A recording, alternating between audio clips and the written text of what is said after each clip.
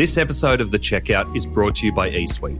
Whether you're a retailer looking to grow your team or you're an e-commerce gun looking for your next role, eSuite are here to help. At eSuite, we connect fast-growing retailers with the best Australian e-commerce talent. We're working with some of the best in the business, including Accent Group, InQ, Oz Hair and Beauty, and Black Milk.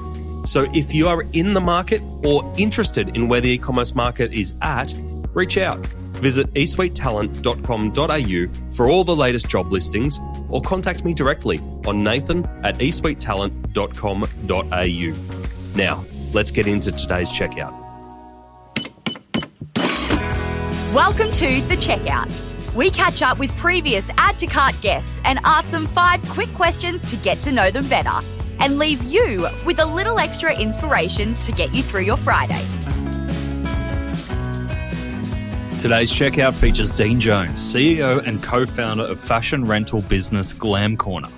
They're on a mission to accelerate the transition to a more circular and sustainable fashion system. Today, they operate out of a 5,000 square metre fulfilment centre in the middle of Sydney, have 130 people on the team, have 30,000 articles of clothing in rotation, and rent out up to 70 tonnes of clothes every month. Dean Jones, welcome to The Checkout. We're going to find out a little bit more about you. Thank you, mate. I'm happy to be here. Good stuff. Let's hope you are at the end of this as well. 5 questions.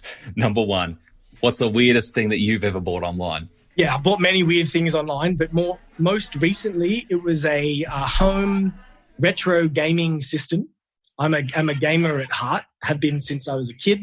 It takes me back and helps me kind of de-stress in a lot of ways. I actually bought it for our company cafeteria so we can plug it in and play Street Fighter, Alex the Kid, Sonic, Mario, all of our favorite retro games anytime, 24/7.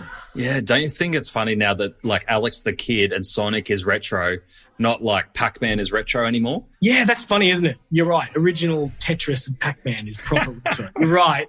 But I think I put retro into the bucket of 2-bit graphics and sounds before games got so advanced and stressful. Yeah. Those games are so simple and silly. You couldn't get stressed out if you tried. I love those kind of... You could if your mum, like if you were playing a game and you got really into it and your mum went over the call with a vacuum because you couldn't save it and you had to go right back to the start. I tell you what, 90s problems. What are you playing at the moment in terms of modern gaming to de-stress? Oh, I'm a big Xbox fan. I play PlayerUnknown's Battlegrounds. I actually love that game. I like any game that's so immersive that, especially when you had a busy week or a busy day, I like to just put on the headset and just kind of. And I've got a lot of friends online. Social gaming is a big space. Yeah. I'm not some streamer. Don't get me wrong, but I've got I like just if it's immersive enough, it can. Whatever was on your mind or was stressing you out at the time, you forget about for a moment. And it kind of is a bit of a forced reset button for your brain. Yeah. I find that incredibly helpful, for me anyway. No, so, I think especially when you're founding a business like yours, you'd probably need those fully immersive things to take you out of one world and into another just so you don't think about it for a while. 100%. I get very excited about gaming getting more immersive, which it absolutely will be in the immediate future. Beauty. We might start a gaming podcast. Cool. I'll be on it. Number 2. Okay, good. Got our first guest. Who is your favourite retailer? Absolutely. Apart from GlamCorner itself is Audrey and I, we put our heart and soul in this business and we love it like our child. If I was to pick a diplomatic answer, a retailer who I'm very fond of is Who Gives a Crap. They sell toilet paper, which is, just another everyday commodity. But they donate a specific percentage of their profits to building sanitation in the third world for people who don't have access to basic things like bathrooms and toilets and sanitation and plumbing facilities, I love that because that's very much in line with our ethos as a company that through our regular transaction habits of just everyday items, you can be making the world a better place. And there's something really inspiring about that. So I love those guys and they're a huge success and they're such quiet achievers, but they built a phenomenal business. They have. And similar to GlamCorner, they've turned the idea of what it looks like to buy toilet paper on its head. Yeah, correct. Right? It's something so everyday. And they've made it fun. Like it's got little toilet jokes on the wrapping and stuff. And they're all actually quite funny. So, so I'm a big fan of what they do. Yeah. Cool. So if anyone's interested, we also we interviewed Simon Griffiths actually on Add to Cart around the mid-60s or the mid-70s. Don't quote me. If you want to hear the Who Gives a Crap story, head back there. It's a fantastic one. Oh, Simon's a legend. Yeah, absolutely. Number 3, which retail fad do you wish was history? Yeah, this is one I'm not afraid to make a not very diplomatic answer to. So our business, we're on a mission to accelerate the transition to a more circular and sustainable fashion system. That butts heads directly with the fad of disposable fast fashion, which has grown over the last 10 years. That maybe it did solve a problem for a customer of giving access to items that she wasn't going to get a lot of value out of, selling them cheaply and easily, and she can dispose of them later. However, that trend has fast made the global fashion industry the second most polluting industry on the planet. And it has to change. And the only way to change it is to offer the customer something better, a higher quality brand and product at a price point that's below fast fashion. So our goal is to make fast fashion seem expensive. So that's a fad I do wish was history. And I'm not going to change careers until we've achieved it. Beautiful. I've got nothing to add to that. Number 4, can you recommend a book or a podcast that our listeners should immediately get into?